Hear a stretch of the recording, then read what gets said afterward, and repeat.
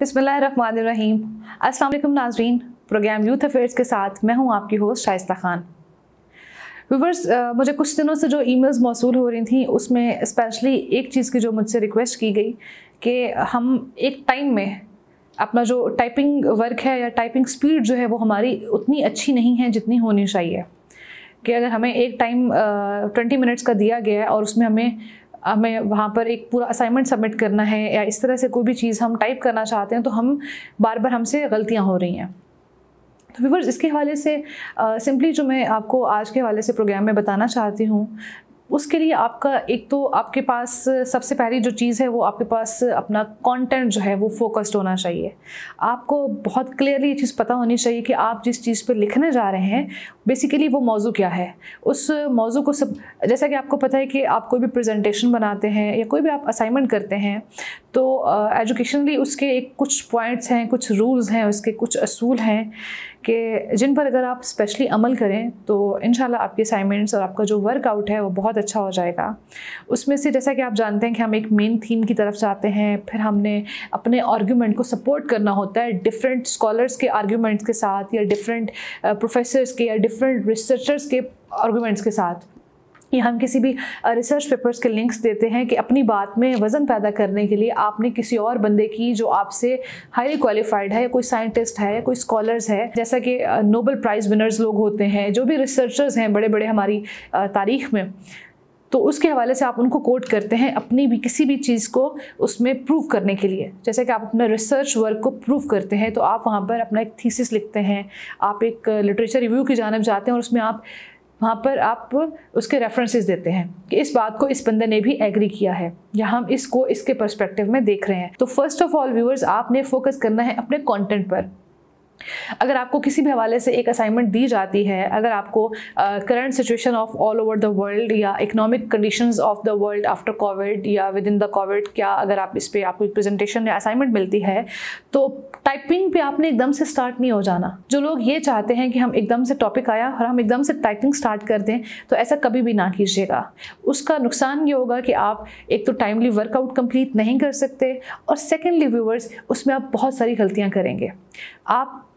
Simple, आपके पास एक content आया, आप एक पेज लीजिए अपनी कोई भी रजिस्टर कॉपी, आप उस कंटेंट को पहले देखें, पढ़ें, समझें, उसके ऊपर आपके माइंड में जो भी पॉइंट्स आते हैं आप उनको वहाँ पर एक अपने बुलेट्स बना लीजिए। यानी कि आपके पास अगर कोविड के हवाले से, इकोनॉमिक कंडीशंस के हवाले से कोई भी एक टॉपिक आ जाता है तो पहले आप ये देखें कि कोविड की वजह से पूरी दुनिया को एक नुकसान कैसे हुआ, माली तौर पर, मुआशी तौर पर, अच्छा इंसानी जानों की सूरत में, फिर इसका हमारे ऊपर जो हॉस्पिटल्स पे जो बर्डन आया, लाइक कुछ भी आप, अच्छा इससे जो हमारी फूड को इफेक्ट हुआ। यानी कि आप इस डाइवर्जेंस के थ्रू इस तरह से आपने उसके हर डायमेंशन बतानी है जो पॉसिबल हो सकती है। सेकेंड, फिर आप जाएंगे कोविड की क्योर के लिए या प्रिकॉशनरी मेजर्स के लिए या फिर इसका जो एक आउटकम है, आप कैसे फाइनेंसेस को जनरेट कर सकते हैं, किस तरह से आप इकोनॉमिक कंडीशन को अगेन राइज कर सकते हैं। तो यानी कि आपने एक कंटेंट को हर हवाले से मुकम्मल और जामे आपने एक तस्वीर पेश करनी है अपने पढ़ने वाले को, कि जिसे वो आपका असाइनमेंट पढ़ने के बाद कंप्लीटली पता चल जाए कि ये बंदा कहना क्या चाह रहा है और इसका मकसद क्या है।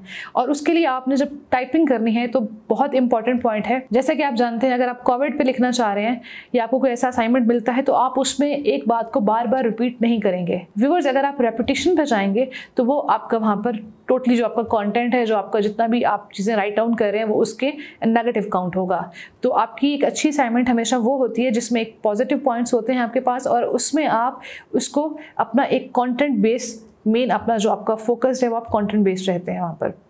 सेकेंड चीज़ मैं आपसे ये कहूँगी कि आप जब अपना असाइनमेंट बनाने जा रहे हैं, आप अपना एक आपने टाइप करके कोई भी डॉक्यूमेंट सबमिट करना है तो उसके लिए आप अपने जहन को सिर्फ एक तरफ डाइवर्ट रखें। आप अपने जहन को बहुत सारी चीज़ों में उलझा नहीं सकते कि आप यहाँ से असाइनमेंट बना रहे हैं, असाइनमेंट के बारे में सोच रहे हैं, दूसरी तरफ आपके माइंड में ये चल रहा है कि मैंने अपने दोस्तों के साथ बाहर भी जाना है या कोई और चीज़ आपके जहन में चल रही है। तो व्यूअर्स, ये चीज़ आपकी जो अटेंशन है उसको डाइवर्ट करेगी। आप एक चीज़ पे अपने आप को फोकस करें, आप अपना एक स्पेयर टाइम निकालें, जो चीज़ आपने स्टडी करनी है उसको आप अपना चाहे 10 से 15 मिनट जितना आपके पास टाइम है, आप उस टाइम में फोकस्ड होकर आप स्टडी करें, आप उसके बारे में एक बुलेट्स बनाएं आप उसका जो आपको ऐसे जो भी चीज़ें आपकी दी जाती हैं, जिस भी बारे में आपको टाइप करना है, आपने कोई भी बिजनेस डॉक्यूमेंट टाइप करना है, आपने कोई भी सीवी बनानी है किसी की, आपने कोई भी काम, अपनी कोई भी स्किल अगर आपने यूज़ करनी है इस हवाले से, तो इन चीज़ों को टाइपिंग से पहले आपको अपने माइंड में फोकस्ड रहना पड़ेगा। आप जब इन चीज़ों पर फोकस करेंगे तो व्यूअर्स आपके लिए बहुत आसान हो जाएगा इंशाल्लाह कि आप बहुत कम वक्त में बहुत अच्छी टाइपिंग कर सकते हैं। और टाइपिंग स्पीड के लिए आपको सबसे इम्पॉर्टेंट चीज़ जो आपका क्वालिटी कीबोर्ड है, यानी कि आपने उसे उस सीक्वेंस में याद करना है। आप इसको ऑनलाइन क्लासेस भी देख सकते हैं आप किस तरह से अपने टाइपिंग स्पीड के हवाले से। तो क्वालिटी कीबोर्ड के जिस तरह से आपके पास एक अल्फ़ाबेटिकली जो सीक्वेंस रखा गया है, आपको वो फिंगर टिप्स पे याद होना चाहिए, ताकि आपकी जो आइज़ हैं, आपकी आइज़ का फोकस आपकी स्क्रीन पे हो और आपके माइंड में वो चीज़ें चल रही हों। तो आप अपनी फिंगर्स को जब मूव करें टाइपिंग के दौरान, तो आपकी ले डाउन योर फिंगर्स वो वर्ड्स मौजूद होने चाहिए और आपकी उस तरह से टाइपिंग स्पीड इंशाल्लाह बहुत अच्छी हो जाएगी। लेकिन जब आपका माइंड क्लियर होगा, आपको पता होगा कि आप किस टॉपिक के बारे में बात कर रहे हैं, आपने क्या बात करनी है, और आपके पास वोकेबलरी जब ज़्यादा से ज़्यादा होगी, तो उसके लिए आपको वोकेबलरी आप ऐसे इंक्रीज़ कर सकते हैं। आप कोई भी पेपर पढ़ सकते हैं, स्पेशली आप अगर न्यूज़पेपर पे फोकस करते हैं तो वो आपको बहुत हेल्प आउट करता है। आप करंट अफेयर्स के प्रोग्राम्स सुना करें, वो आपकी नॉलेज को इंक्रीज़ करते हैं। और ये सारे पॉइंट्स मिलकर आपको दी एंड एफर्ट और आपका एक इनपुट आपको ये देते हैं कि आप एक बहुत अच्छे कंटेंट राइटर, या आप कोई भी ड्राफ्टिंग, या कोई भी आप टाइपिंग, या कोई भी प्रेजेंटेशन, इवन अगर आप कोई प्रेजेंटेशन नहीं भी दे रहे और घर में अक्सर छोटे बहन भाइयों को समझाना पड़ जाता है, तो आप उन्हें एक बहुत अच्छे से गाइड कर सकते हैं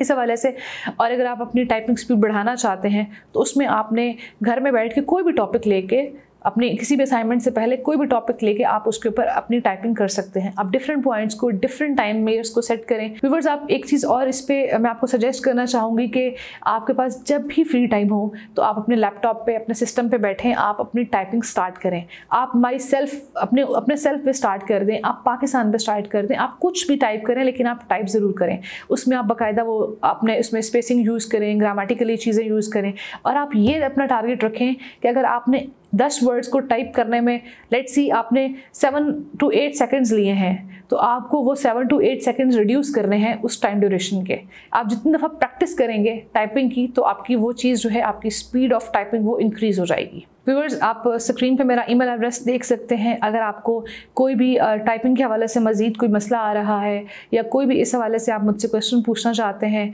तो आप मुझे ईमेल कर सकते हैं, अपनी क्वेरी मुझे बता सकते हैं। कोई भी और किसी भी हवाले से, आप एजुकेशनल हवाले से मुझसे कोई भी गाइडेंस लेना चाहते हैं, या कोई भी अपना मैटर आप मुझसे डिस्कस करना चाहते हैं, तो आप मेरे ईमेल पे कांटेक्ट कीजिएगा। मैं आपकी ईमेल ज़रूर चेक कर रही होती हूँ, और हमें आपकी ईमेल से एक फ़ीडबैक मिलता है कि आप कौन सी चीज़ सीखना चाह रहे हैं, ताकि हम अपने प्रोग्राम्स उसी चीज़ पे फोकस रखते हैं। आई होप सो कि हमारा ये आज का प्रोग्राम आपकी टाइपिंग स्पीड बढ़ाने में और आपका माइंड एक फोकस रखने में बहुत हेल्पफुल साबित होगा। और इंशाल्लाह नेक्स्ट प्रोग्राम में किसी और टॉपिक के साथ आपकी खिदमत में हाजिर होंगे। तब तक के लिए इजाज़त दीजिए। अल्लाह हाफ़िज़।